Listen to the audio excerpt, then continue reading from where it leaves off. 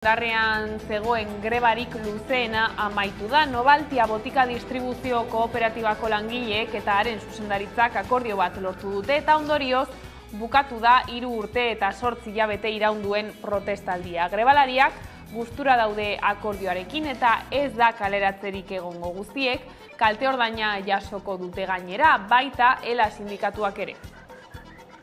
Bai langileek eta baielak oso positibotzat jotzen ditugu akordioaren edukia. Grebalarien gutxi gorabeko media igoera 26%tik gorakoa izango da, eta gutxien kobratzen dituzten langileak 33,7%ko igoera edukiko dute. Greba aipatu dugula SATSE-ELA, LA, PSM, Comisiones Obreras eta UGT sindikatuek 2 greba egunetara deitu dute Osakidetzan. Maiatzaren 18an eta 19an izango dira lanuzteak, udal eta foru hauteskundeen kanpaina betean hain justu. Osasun sistema publikoaren arazoak egiturazkoak eta pandemiaren aurrekoak direla salatu zuten atzo.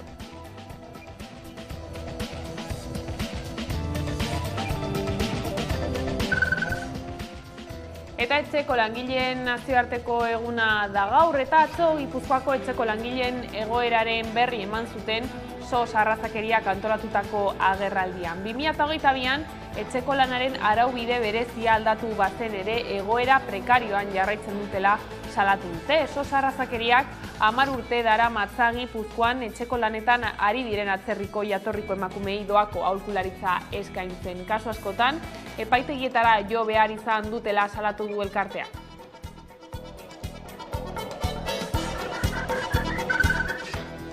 Gabon, urte hasierako gorantzko joera atzean utzi du inflazioak. Iazko udan goia jo ostean urte amaiera arte apalduz joan zen, abenduko 5,6raino. 2023a astearekin batera 2 hilabetez segidan gorantz egiten hasi zen, baina martxoarekin batera amaitu da hori. Hego Euskal Herriko behin betiko datuak apiril erdialdean emango ditu INE Espainiako Estatistika Institutuak, baina Espainiako datu orokorrak eman ditu gaurraren arabera, urte arteko tasak 2,5 puntu baino gehiago egin du behera martxoan 3,3ra. 2021ko abuztutik erregistratu den daturik apalena da.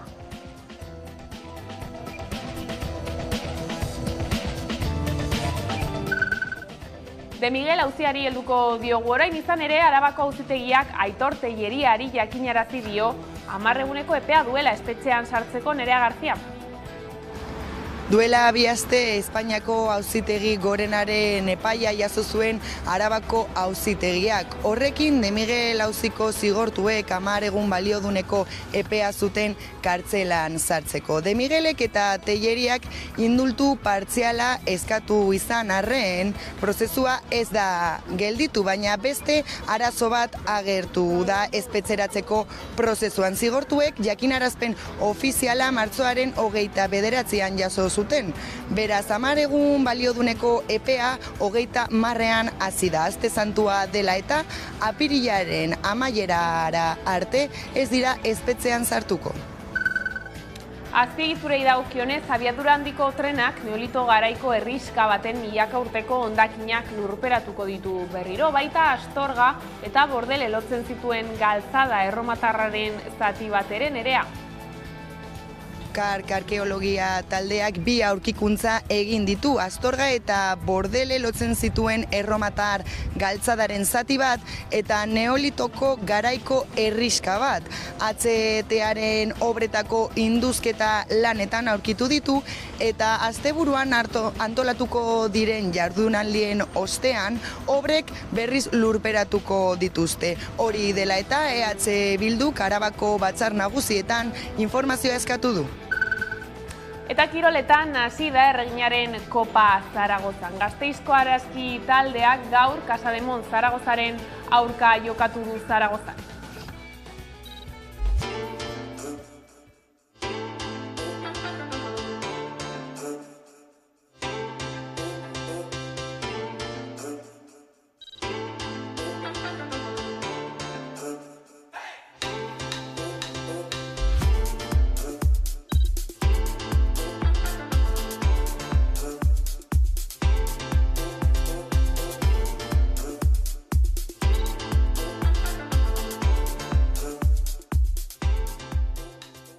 creo que es un regalo jugar la Copa. Tenemos muchas ganas de ir a Zaragoza, no podemos prometer una victoria, pero sí vamos a luchar y espero que vamos a estar aquí celebrando.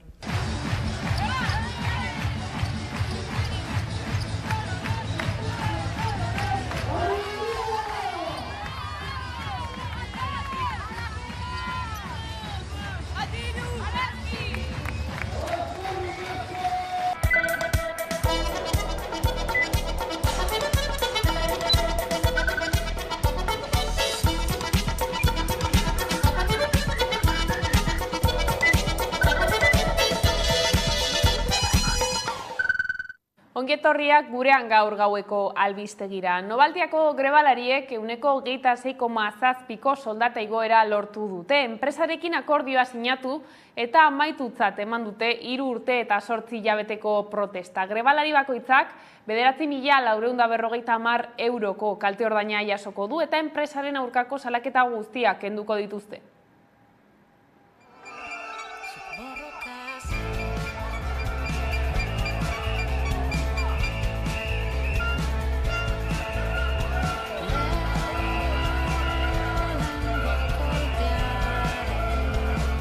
Bai langileek eta baielak oso positibotzat jotzen ditugu akordioaren edukia. Grebalarien gutxi gorabeko media igoera 26%tik gorakoa izango da. Eta gutxien kobratzen dituzten langileak 33,7ko igoera edukiko dute.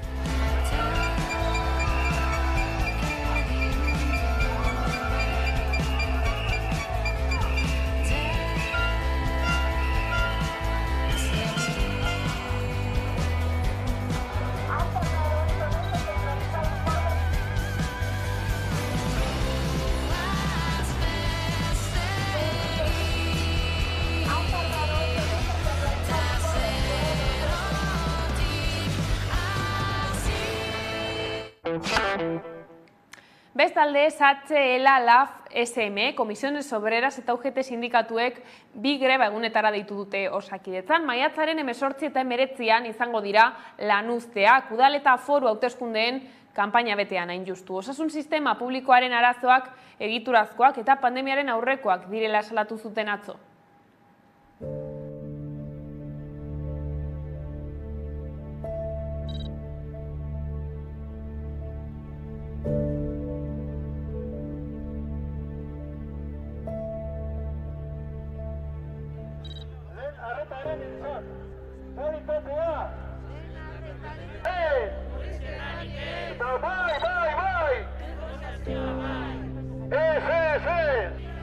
Reforma en primaria es lo prioritaria. Reforma en primaria.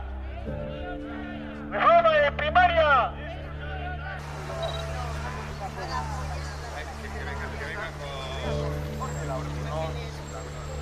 A la vuelta, Alberto.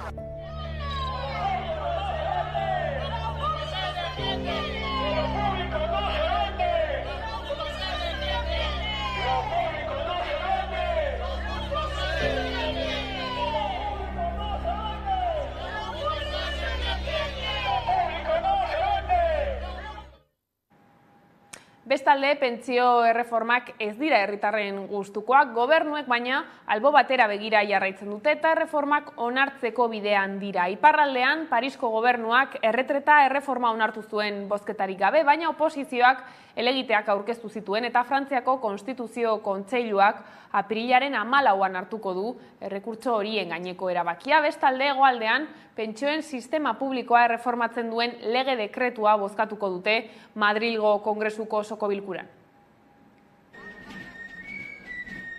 Pentsio erreformak ez dira herritarren gustukoak, gobernuek baina albo batera begiratzen jarraitzen dute eta erreformak onartzeko bidean dira. Iparraldean, Parisko gobernuak pentsio erreforma onartu zuen bozketarik gabe, baina oposizioak 5 helegitea aurkeztu zituen, eta Frantziako Konstituzio Kontseiluak apirilaren 14an hartuko du errekurtsoren gaineko erabakia.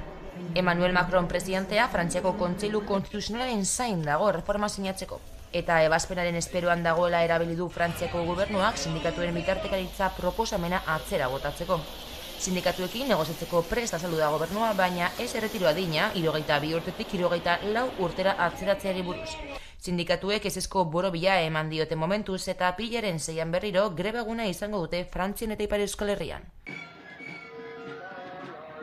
Eta hegoaldean bestalde, Madrilgo Ministroen Kontseiluak pentsioen erreforma onartu ondoren bozkatu eta onartu dute pentsio sistema publikoa reformatzen duen lege dekretua Kongresuko osoko bilkuran. Espainiako gobernuak nahikoa babes lortu ditu balio eskotzeko, PPek eta Voxek bozkatzea erabakitzen dutena alde batera utzita. Sánchezen promesa da dekretua lege proiektu gisa izapidetzea, aldaketak zuzenketa bidez egiteko aukera emateko. EAJak adibidez alde bozkatu du gobernuak kooperatibisten egoera aztertuko duen konpromisua hartu baitu. Eta EH Bildurekin konpromisoa hartu du alarguntza pentsioak pizkanaka igotzeko, 4 urteko epean kotizaziopekoekin parekatu arte.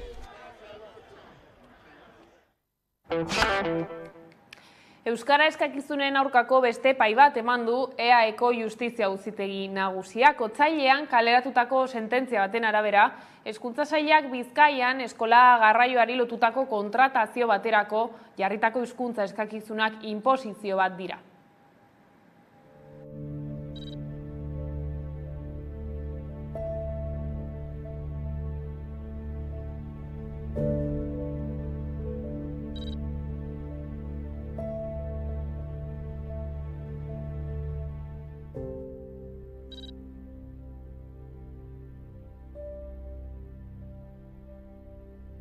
Honek eztabaida beste puntu batean jartzen digu, gai berri bada eta aztertu egin beharko dugu kontu handiz, nola jokatu honen aurrean.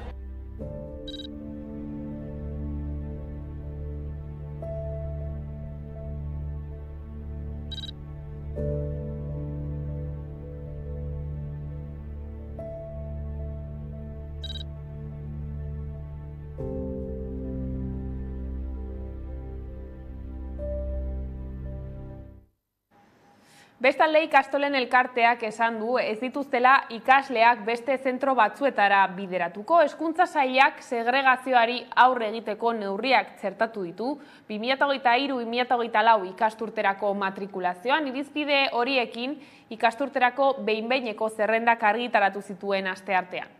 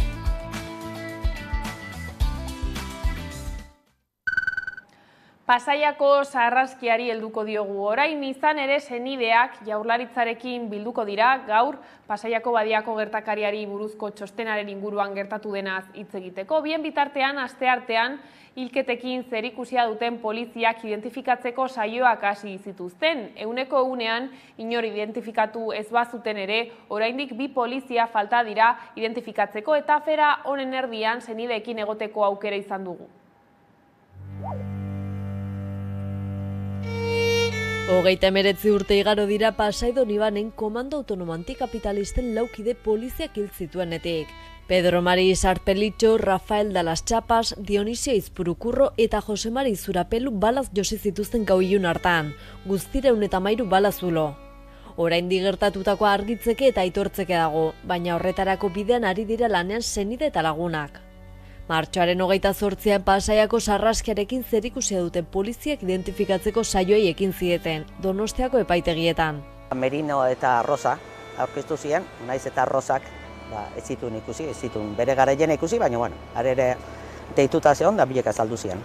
Ordu betera Joseba Merino sarrasketik bizirik irten lekuko bakarra irten zen epaitegitik.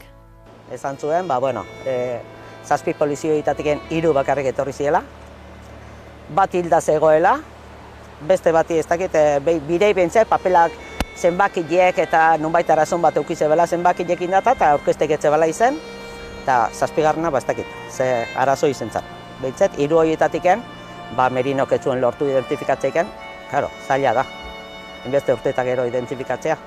Gelditu die berriro urrengo deialdi bat ingo bela, baita, beste 2 polizi horiek, etzien etorri horiek azaltzeko baita, eta berriro ingozako kareo bat, eta, hortiken aurrea, abokatukin ondiken ez geha zuzen ineon, egongo inela, familiak, eta, aurrea behire, ze nolako pausuk eman baritugun ikusteko.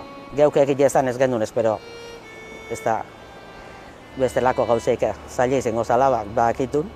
Horren arire zan pixket polizia bera dela arazoa.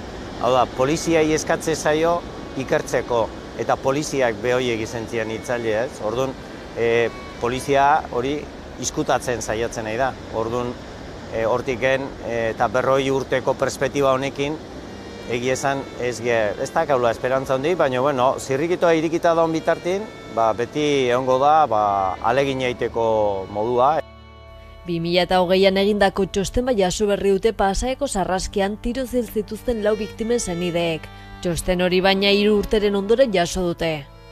Baina gaiztua izen behar da, jakin gu 40 urtetan olako baldintzatan egon gehala, hainbeste sufritu, hainbeste desgazte eukita, karameloa hauko zapian sartu ziguten eta gero kendu. Osea, gaiztoa izen behar da hori iteko, nola jolastu duten gurekin. Eta guri ez egertau dan, 3 urtin ez emateko guri, eta ez jakitun izateko gutxestorren horrorna, hori nahi dugu gaur egun ipusket hori argitu ez, eta behaiek zan dezatela. Ze gertatu dan? Nork izkutatu du, esango aldigute, Pasaian gure zenideak nork eraltzituen, segunez ez digute esango. Jakingo aldeu Jaurlaritzan nork erabakizun kajoi baten sartzea, ez dakigu. Eta gero gainea guz eskatzea ja, behaien partetiken, ze jarrea duten laguntzen azteko, ez? Benetan ja laguntzen azteko. Oinarte eukizte hori.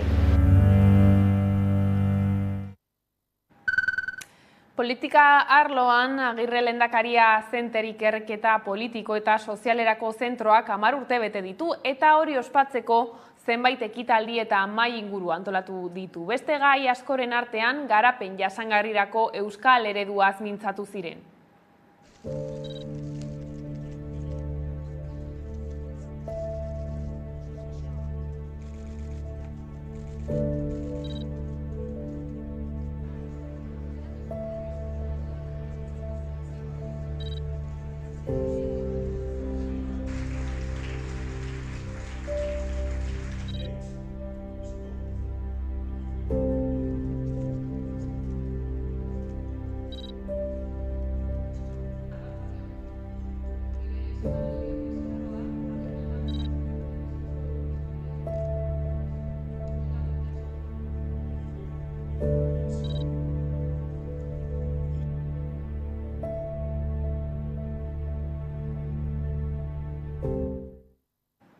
BBK Fundazioak Kutxabanken akziodun nagusia izaten jarraituko du, errotzea bermatu du 231 milioi eurotik gorako erreserba funtsa eratu ostean. Egin beharrekoak egin ditu BBKak. BBK Fundazioak Kutxabanken akziodun nagusia izaten jarraituko du. Errotzea bermatu du 211 milioi eurotik gorako erreserba funtsa eratu ostean. Funtsaren dotazioarekin Kutxabank errotzea bermatzen dugu. Euskal erakundea, Euskadiko zerbitzu enpresa nagusia eta 6.000 familia baino gehiagori enplegua ematen diena, hemen jarraitzean ahalbidetuz. 200 milioi euro baino gehiagoko erreserba funtsa izatea da legeak ezarritako nahitaezko betekizuna, eta bete du dagoeneko 2024ko azken epea baino 2 urte lehenago. Aurrezki kutxen eta banko fundazioen legean aurreikusitakoa baino 2 urte lehenago eskatzen duen erreserba funtsaren gutxieneko volumen objektiboa osatu dugu. Egindako kudeaketa egokiari esker izan dela dio erakundeak, eta gaineratu du lortutakoa mugarri oso garrantzitsua dela. Hori guztia posible izan da BBKak egindako kudeaketa onari esker. Gaineratu duenez, burtsara ez ateratzeko erabakiari esker, 2.000 milioi euroko galerak saiestu ziren. Garrantzi handiko gertaera da guretzat. Askok uste zuten ez genuela lortuko. Biderik zaiena aukeratu genuen, baina sustraitze eta egonkortasunari dagokienez, ekarpen handiena egiten zuena eta eskartzen zenaren espirituari gehiago egokitzen ziatxona. Bere ondarearen dibertsifikazioa progresibo eta partaidetuaren kudeaketa osasuntzu eta zurra, bankuarekiko mendekotasuna murrizteko. Hori guztia, gure gizarte ekintza sendotzeko, hori baita gure izateko arrazoia. Bestalde de Miguel auzian kondenatutakoak hasi dira espetxean sartzeko jakinarazpenak jasotzen. Arabako auzitegiak gaur goizean jakinarazi dio Aitor Telleria Eaiotako Araba buru batzarreko kide ohiari 10 eguneko epea duela kartzelan sartzeko. Martxoaren 16an Arabako lurralde auzitegiak Espainiako auzitegi gorenaren epaia jaso zuen. Horrekin zigortuak espetxeratzeko prozesua hasi zen. Aurreikuspenen arabera 10 egun balioduneko epea zuten kartzelan sartzeko. Hala ere, epaitegietako langileen grebak eragina izan du prozesuan, eta zigortuek martxoaren 29an jaso dute jakinarazpen ofiziala. Trama 2009an ezagutarazi zen, Ainhoa Alberdi abokatuak salaketa jarri zuen. Alberdik ziurtatu zuenez, 100.000 euro eskaini zizkioten legez kanpo kontratu bat eskuratzearen alde. Garai hartan Alfredo de Miguel foru diputatua zen. Ikerketak aurrera egin ahala tamaina handiko ustelkeria trama saldu zen horien atzetik. 10 urteko prozesuaren ondoren eta 2018an egindako epaiketaren ondoren 2019ko abenduan Arabako probintzia auzitegiaren epaia iritsi zen. Eta aurten Espainiako auzitegi gorenak baieztatu ditu. 4 zigortu nagusiei eroskeria, diru zuritzea eta prebarikazioa egotzi zaie. Bestalde, de Miguelek eta Telleriak indultu partziala eskatu dute espetxea saiesteko, baina horrek ez du kartzelan sartzeko prozesua geldiarazten. Gauzak horrela, martxoaren 30etik 10 egun balioduneko epea dute espetxeratzeko. Hau da, aste santua erdian dagoenez, apirilaren amaierara arte ez dira kartzelan sartuko. EH Bilduk, EAJak eta Elkarrekin Podemosek akordioa egin dute eta bertan jaso dutenez Espainiako konstituzioak erreformak behar ditu nazioen erabakitzeko eskubidea ahalbidetzeko, baita forma politikoa aldatu eta errepublika jasotzeko ere. Gaur aurkeztu dute hitzarmena Gasteizko Legebiltzarrean eta Espainiako estatutuaren izaera plurinazionala aitortzeko beharra ere azpimarratu dute. Podemos Ezker Anitza talde parlamentarioak egindako legez besteko proposamena gobernatzeko moduari buruz eztabaida eta behin betiko ebazpena. Talde proposatzailearen txanda Elkarrekin Podemos Ezker Anitza taldearen ordezkaria den Gorrotxategi andereak dauka hitza ekimena aurkeztu eta defendatzeko.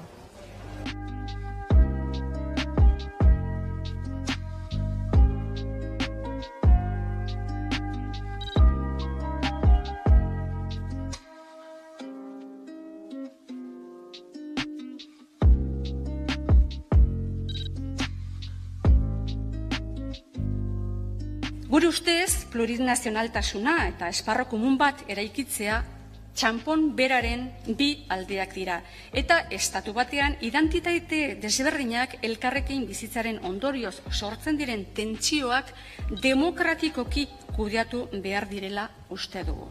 Eta horretarako erabakitzeko eskubidea ordenamendu juridikoaren barruan integratzea beharrezkoa izango litzateke. Bezala, nazio bat gara, erabakitzeko eskubidea daukagu, printzipio demokratikoaren baitan eta eskubide historikoek baliatzen duten lege ainguraketan oinarrituta.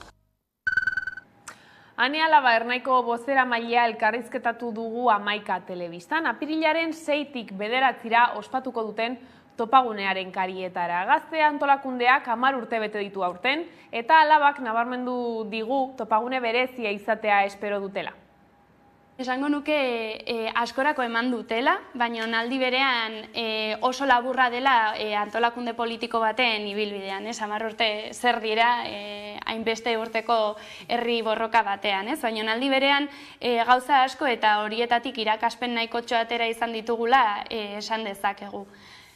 Alde batetik, uste dugu kriston apustua eta azierto bat izan zela Gazte Antolakundearen sorrera, azkenean ziklo politiko berri bati erantzungo zion Gazte Antolakundea behar genuen, gazte mugimenduan askatasun osoz lan egiteko eta intziditzeko aukerak ematen zituenak, azken finean ilegalizazio garaietatik eta zetorren Gazte Antolakundeak, eta horri buelta emateko beharra bazegoen, gure herriak eraldatzen jarraitu ahal izateko, mugimendu bezala azten jarraitzeko, eta hori izan zen ernai, berritasuna, haize berria, freskotasuna, egiteko eta pentsatzeko modu berriak, eta ibilbide oso bat izan da, 10 urte hauetakoak, eta orain da momentua esan dezakeguna, nolabait ernai prestatu bat daukaguna, Azken finean sorrera prozesu horian, 2013an sortu bazen ere,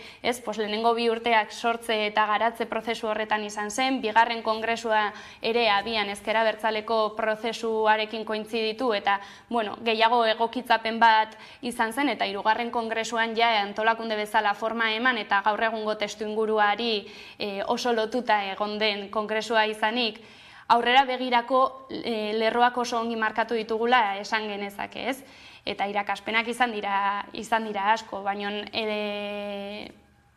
ongi eginetako horietatik ikasi eta oztopoak gaindituz egin dugu aurrera. Mantentzen dugu hasierako feminismoaren aldeko apustua, baina nola 10 urte egin genuen feminismoaren aldeko apustua gure proiektu politikoaren eraberritzean, aurtengo kongresuan ere izan genuen presente proiektu politikoa beraren eraberritzea, Borroka Trasmari Biboi edo eta ekologistaren bidetik, orain hazkunde prozesu horretan edo lekua egiten ari diren borrokain garrantzitsu eta erreferente izan daitezkenak.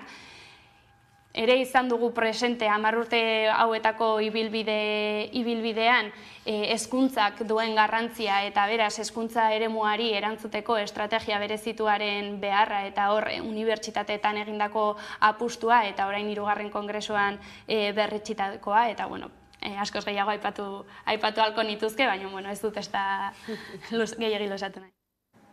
11 ekitaldi egingo dituzte topagunean, eta Labak azpimarratu du Euskal Herrian pilpilean dauden eztabaidei buruz hitz egiteko 40 hitzaldi baino gehiago antolatu dituztela entzun. Azkenean guretzako horrelako momentuak, ekitaldi zentralak eta aurten 2 ekitaldi izango ditugu, alde batetik bat gehiago 10 urte urrenekoa izango da eta 10 urte hauek gogoratzeko ospatzeko momentua izango da, eta gero ekitaldi zentrala ernairentzat bereziki garrantzitsua da, azken finean euskal gazteriari, baina euskal gizarteari ere hitz egiteko momentu bezala momentua izaten delako, Eta bertan transmititu nahi ditugun erronkak, helburu eta azkenean bide horria bera zabaltzeko momentua da.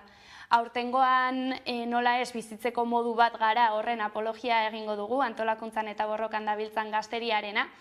Horretaz aparte, ernaik pasaren urtetik, kongresu amaieran itxitako erronkak edo bide horriaz ere arituko gara, testu inguruaren irakurketa ere hitz egingo dugu, baina aurrez aurre eta parean ditugu hainbat erronka ere aipatuko ditugu, ala nola mugimendu feministak bota zuen hor dago hori greba feminista orokor baterantzkoa, eta hori ere presente izango dugu, hauteskundeak, fasismoaren gorakada, eta gizartean badauden beste hainbat gai presente egongo dira ere.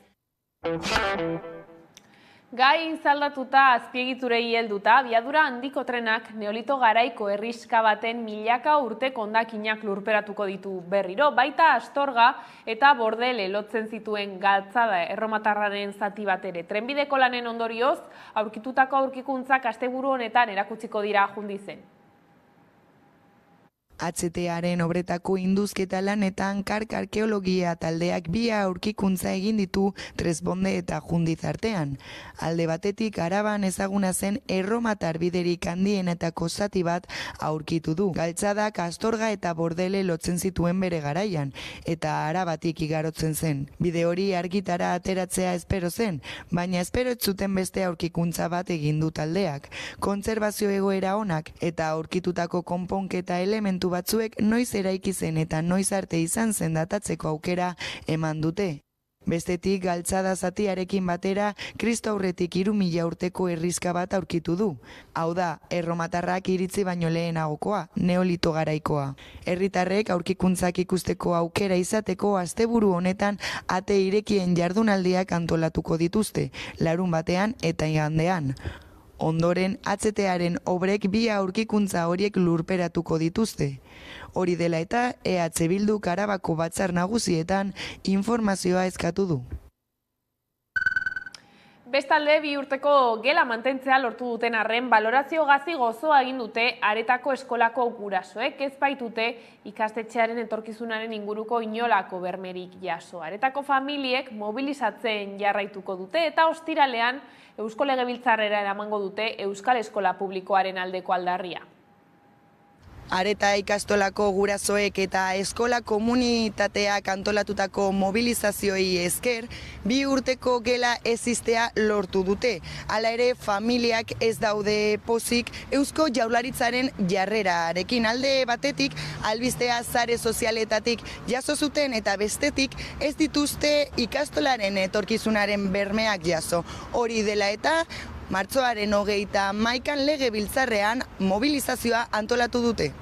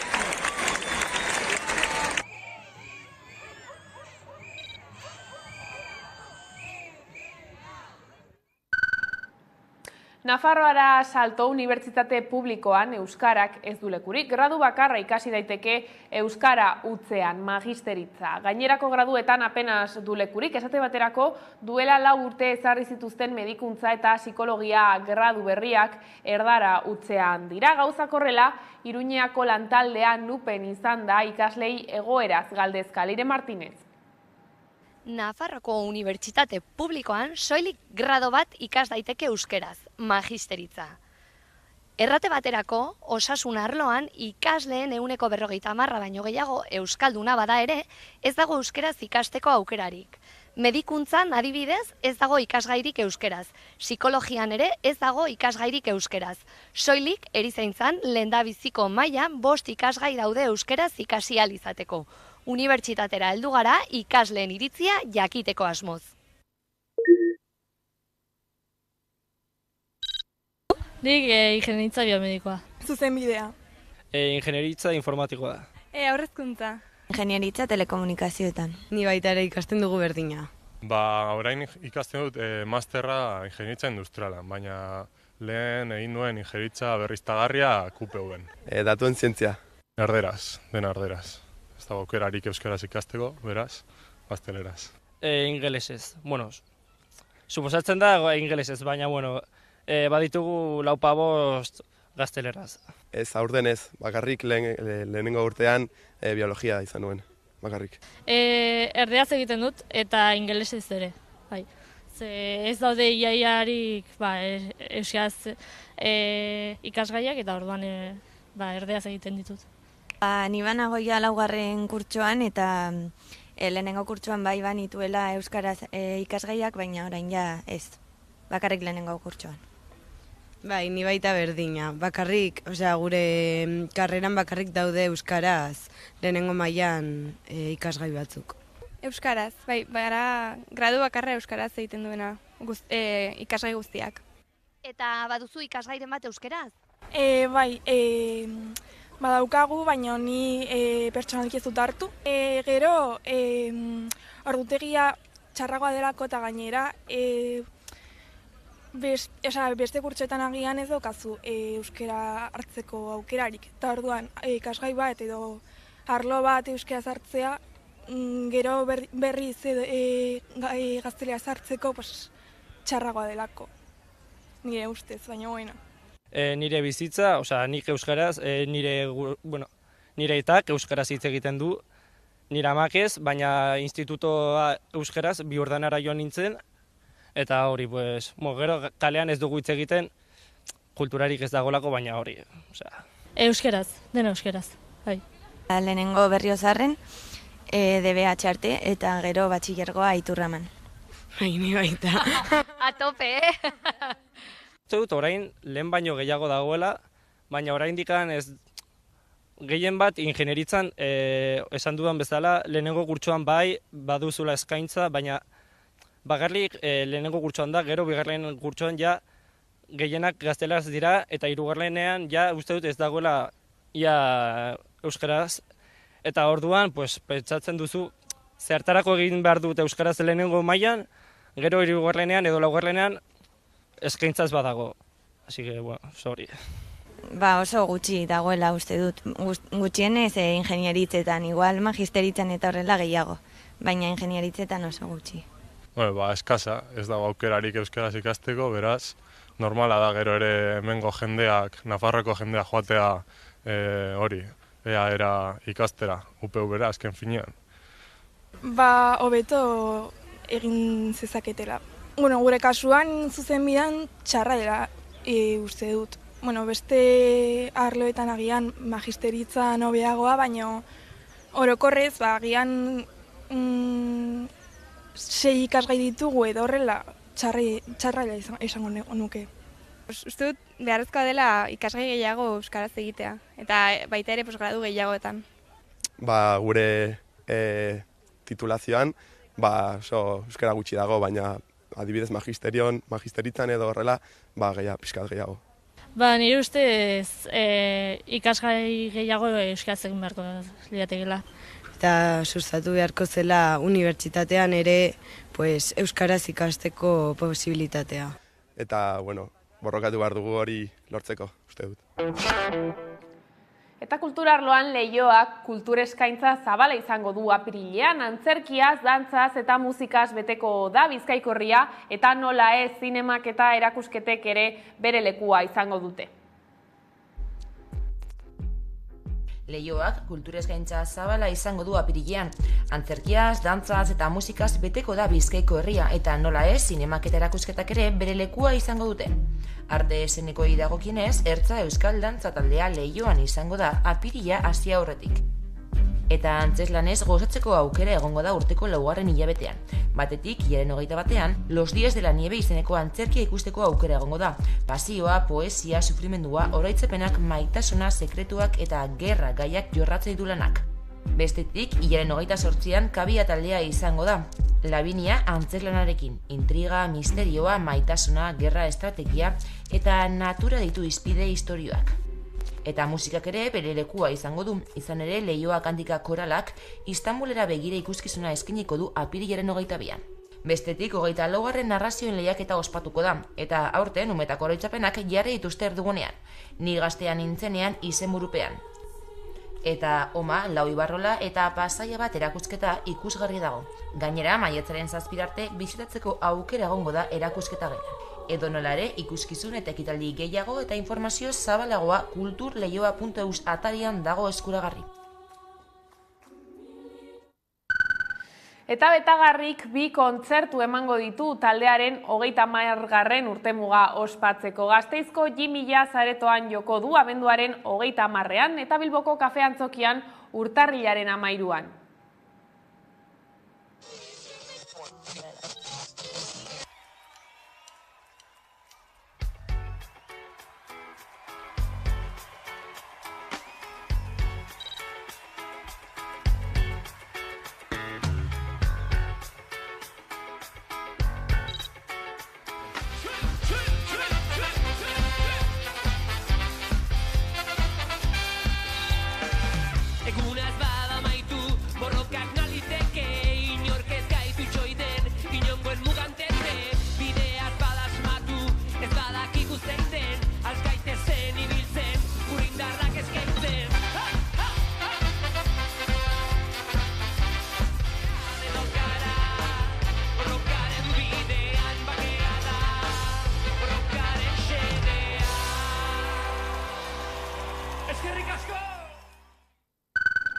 Fernando Albizu San Prudentzio eta Estibalizko 2023ko jaietako pregoilaria izango da. Arabako Foru Aldundiak bere ibilbide zinematografikoa saritu nahi du. Albizuk zinemaren munduko zuzendari garrantzitsuenetariko bat izan da. Hala nola, Juan Carlos Fresnadillo edo Guillermo del Tororekin lan egin du. Gainera, 2 aldiz izan da Goya sarietarako izendatua.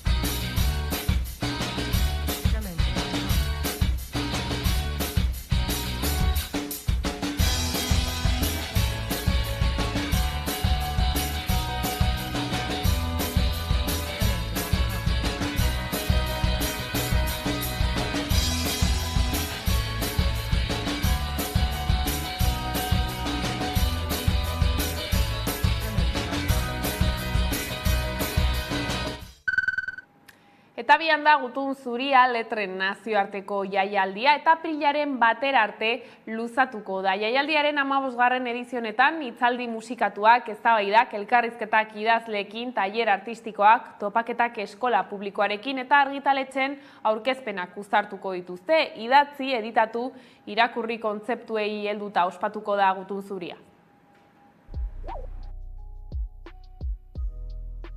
Gutun Zuria abian da letren nazioarteko jaialdia. Gutun Zuria Bilbo letren nazioarteko jaialdiaren edizio berria hasiko da, 15. eta apirilaren 1 arte idatzi, editatu, irakurri izenburupean elkarrekin hausnartzera gonbidatzen gaituena. Martxoaren 28 eta apirilaren 1 bitartean ospatuko da eta antolaketa luze baten ondoren postasunez hasiera eman diote antolatzaileek.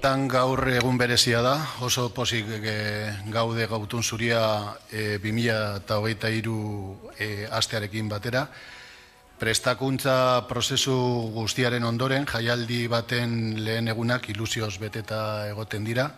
Gutun Zuriaren 15. edizioak hitzaldi musikatuak, eztabaidak, elkarrizketak idazleekin, tailer artistikoak, topaketak eskola publikoarekin eta argitaletzen aurkezpenak biltzen ditu. Azkenean jasotzen ditu gaur egun mundu goraiki hontan idazleak literaturarekin lotuta, baina ez bakarrik literatura, baizik eta zabalago letrekin zerikusia duten idazle, artista, musikari eta alik eta zabalenean bai nazioartekoak, bai Euskal Herrikoak biltzen ditu eta jarduera zabala eskaintzen du, nagusiki elkarrizketak izaten dira, hemen alondegian auditorioan egiten direnak, baina hortik kanpo ere bestelako jarduera asko egiten dira lotuta gai hauekin. Idatzi, editatu, irakurri lelopean ospatuko da aurtengo Gutun Zuria jaialdia. Urte hauetan guztietan izena lortzen hasi da jaialdia eta guk adibidez nabaritzen dugu asesoren taldean eta kontaktatzen dugunean nazioarteko idazleekin eta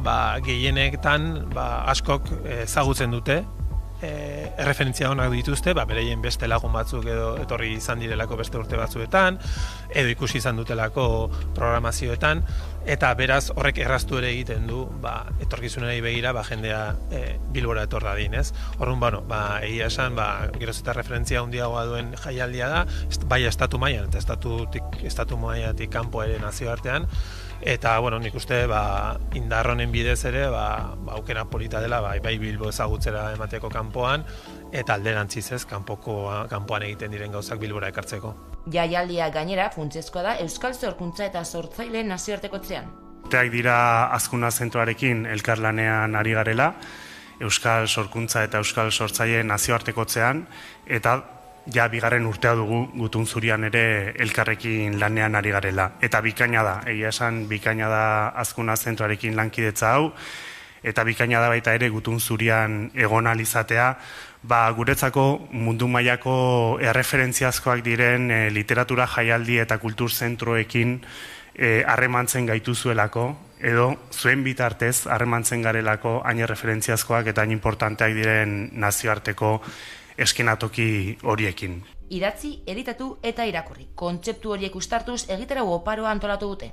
Bueno, horren barruan izango dira alde batetik elkarrizketak, idazleekin, musikariekin, esate baterako euskal literaturari dagokionez, larun batean Eide Rodríguez eta Katixia Igirri izango ditugu gurekin elkarrekin hizketan, gaur Angel Ertxundi eta Danko Batxik egongo dira hizketan, eta gero bestelako batzuk ere izango dira, nazioartekoak eta hemengoak esan bezala.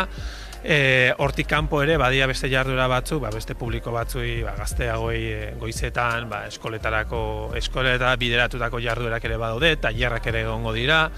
Orduan, nolabait programa zabala da, eta nik gonbidatzen dut interesatu dagoenari webgunean eta programazioetan eta begiratzeko, ze hor ikusiko duzue, oso programa zabala izango duzuela. Gutun zurian hitzak libroetako orrialde mugak gainditzen du, eta beste disiplina artistiko guztiekin hitz egiten du. Helburua da alik eta publiko zabalenari zabaltzea, ez? Askotan letren mundu hau ikusi izan dugu oso modu publiko oso jakin batzentzako ematen du izan daitekeela, oso publiko jasoarentzat, printzipioz, baina jaialdia saiatzen da hortik harago joaten, ez? Eta orrun esate baterako goizetan esfortzu berezi egiten da gazteekin literatura eta letrak gaur egun islatzen diren bestelako formatuekin ere lantzen, audiovisualekin ikusentzunezkoekin zerikusia dutenak esate baterako.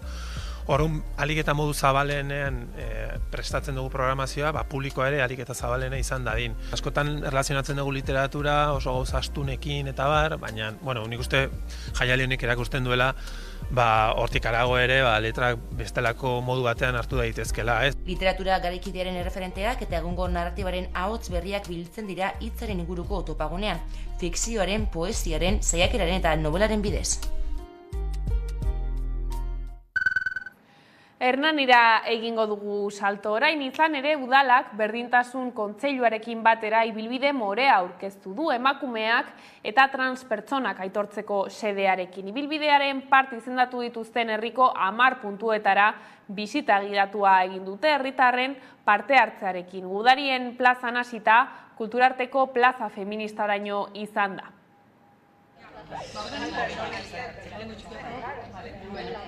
Hernaniko udalak berdintasun kontseiluarekin batera ibilbide morea aurkeztu du emakume eta transpertsonak aitortzeko. Eta horretarako Hernaniko zenbait gune, hain justu 10 gune hautatu dituzte horiei izen emateko, hemen atzean ikusi dezakezu Hernaniko mapa eta ibilbidea. Proiektu hau aspaldi dani sortu zen, orain dela 10 bat urte hasi ginen, kale izendegia lantzen. Hartu genuen Hernaniko kale eta plazen izendegia eta ikusi genuen 80 kale edo plaza izen zaudela, eta horietatik 27 gizon izena zaukatela, gizonak errealak izena bizenekin, eta aldiz emakume errealik etzegola. Referente femenino bakarrak zian Ama Berginak eta Agustina, Ave Maria eta olakoa genitula, baina ez genula emakume referenterik. Eta iruditzen zitzaigun oso beharrezko aldatzea, ez? Azkenean kale eta plaza izenak erreferente dira, ezakin zein bizi da hemen, bestea, orduan importantea dela geroko belaunaldiei ere transmititzeko orduan, ez? Esaten genuen zergatik ez daude emakumeak, ez? Emakumeak ere gure historian eta gure herrian ekarpen handia egin dute, baina aldiz ezabatuak izan dira. Orduan hortik tirak hasi ginen eta bagenun Andre kale deitzen zen kale bat, gure amonei eta entzun da oroimenean Andre kale deitzen ziotela, baina ordu hartan kardabera zala. Eta batzuk hasi zian ikertzen, artxibotan, eta kostazitza egun topatzen, baina azkenean topatu genuen eta artxibotan ofizialki Andre kale izan zen urte batzutan. 2014an lortu genuen izen aldaketa ofiziala, eta 2015ko otsailean inauguratu genuen.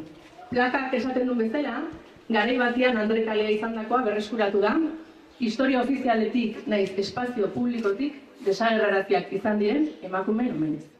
Eta esan genuen, Andre kale oso ondo dago, emakume guztiontzako kale bat da, baina behar ditugu emakume errealak ere referenteak, eta geroztik sigea ikerketak egiten eta lanak egiten, eta lortu ditugu 10 geltoki edo deitzen diogun ibilbide more hau. Bertan badaude emakume errealak izena bizenekin, baina baita ere, adibidez, emakume langileen, industriako emakume langileen ibilbidea, ez? Hemen Hernanin industriak garapena handia eukizun eta emakume pila bat etorri zian lanea industriara. 1999tik 2015era Euskal Herrian zein Hernanin industria garapen itzala izan zen. Etorkin askorekin batera emakumeon lan munduratzea ere ekarri zuen. Gero labaderoare bai, emakumeak erropa garbitzea jutezia, baina baita ibiltzean kontu kontari eta esaten dugu gune politiko bat ere dela, ez? Beraien egunerokoa zitzeite zutelako eta librezialako ere hortan, ez? Elkargune bat zan, bai, emakumeen elkargune bat, non dena partekatzen zan, aitzakia zan batzutan erropa garbitzea, edo zein trapu hartzen zuten erropa garbitzea juteko, eta elkargunea egunerokoak banatzeko. Lana eta plazerra elkarrekin. Azaroako 25 plazere bai dakagu, indarkeria matxistaren kontrako eremu bezala, hemen bi hildako ditugu, indarkeria matxistak hildako bi, eta Nahikoa da indarkeria matxistarekin.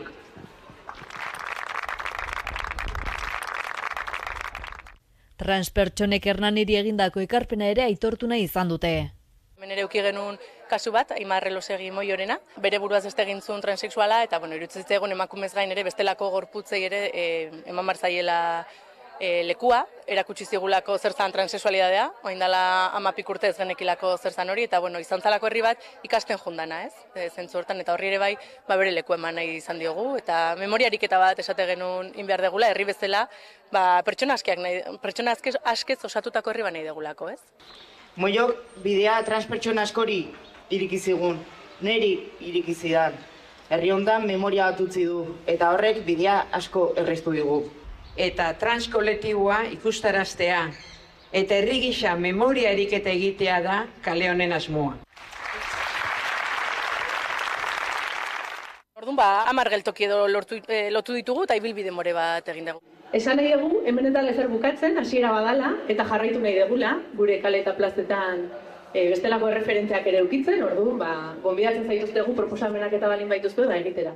Emakume erreferenteak importanteak dialako, eta ikusten badute bere garaian emakumeen askatasunaren borrokan lan egin zutenak, edo ez egokien leku batetik atea zianak, edo behar ditugulako erreferente emakumeak ere, hurrengo belaunaldi transmititzeko.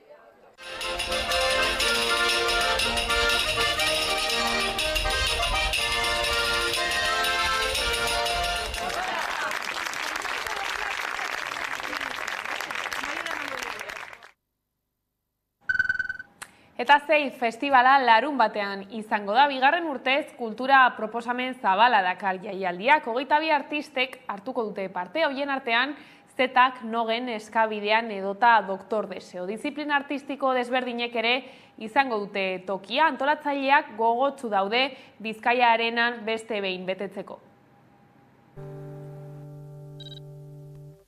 Ez dut inoiz ukatuko zer den. Zeit Fest egun osoko festa izango da, egun osoko eta gainean mundu guztiarentzat. Hemendikat asko izugarri gustatzen zaigu eta haien omenez egingo dugun festa izango da. Kalitatea bermatuta dago, pantailara begiratzea baino ez dago, danontzako dago eskaintza, elkargunea da, musikariekin, lagunekin, musika azkenean batzen gaitun elkargune bat ere badalako. Nahi duna erakutsi gure emanalditan. Aniztasuna, ez bakarrik pertsonan aniztasuna, baina derra gestenan da aniztasuna. Jaialdiarekin oso pozik gaude, milaka eta milaka pertsona izango diraan.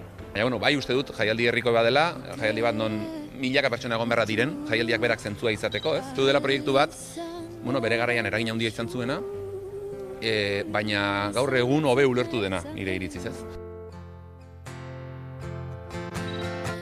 Klaseko ezatearen komplejuri bat erez, erdara traketxetan mintzatzearen aerez.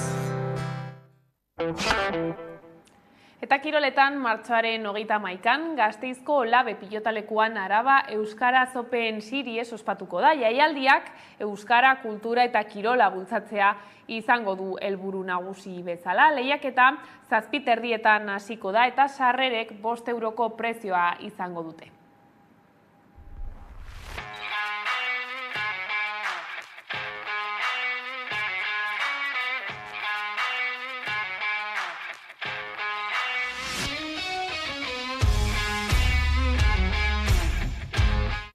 Se está Junta sustatzen jarraitzeko asmoarekin, Arau Euskarasek, Arabako Pilota Elkartearekin eta Gasteizko Jaialai Klubarekin batera, aurten Gernikan eta Durangon jokatu diren neguko txapelketen desafioa antolatu du martxoaren 31erako Olabe pilotalekuan. Euskara, euskal kultura eta euskal kirola bultzatzea, sustatu eta plazaratzeko asmoari esten dio Arau Euskarasek.